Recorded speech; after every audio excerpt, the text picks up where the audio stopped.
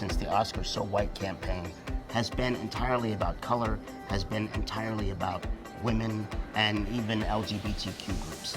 So when we look at this idea of diversity, they have not paid attention to people with disabilities. So we make up 20% of the population, but we're not part of the diversity discussion.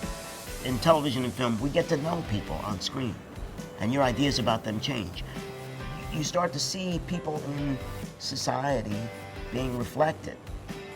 So it's going to change the stigma because we're going to tell these stories in a different way where we don't necessarily have to pay attention to the disability. We want to pay attention to the person first. I think there's fear around disability. I think there's stigma around disability. People with disability are always the second story.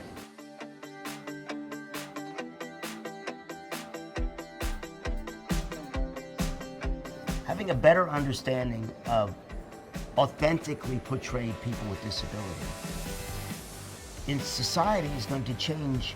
It's going to change policy. It's going to change legislation. It's going to change perception.